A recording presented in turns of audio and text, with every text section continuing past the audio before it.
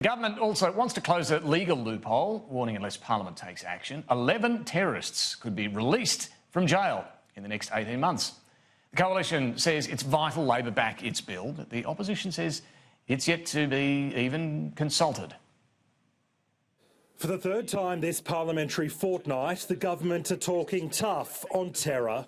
Today we've introduced a bill that will ensure terrorists and their supporters are kept behind bars. Currently, the government doesn't have the power to keep some of those imprisoned if they're serving a sentence for a separate offence longer than their terror sentence. But how many of the 11 terrorists actually benefit from the current loophole, the government isn't saying. They've also been accused of keeping Labor in the dark. Has Labor been briefed on these particular laws that are going to Parliament? No, we haven't, or I haven't been.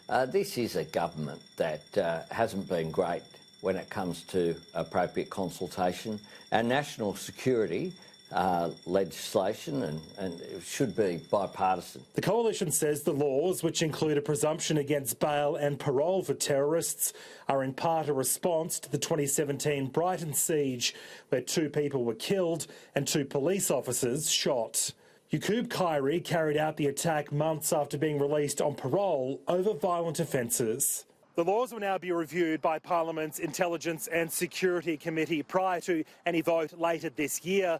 But in a sitting fortnight where Labor have accused the government of being devoid of any agenda, the Coalition has been keen to ramp up the rhetoric on national security.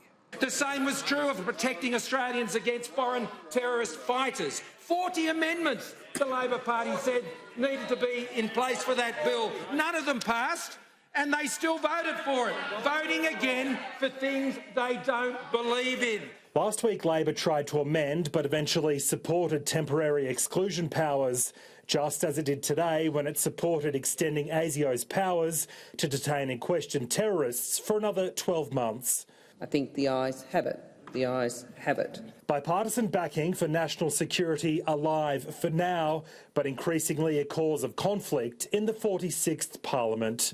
Brendan Smith, Sky News, Canberra.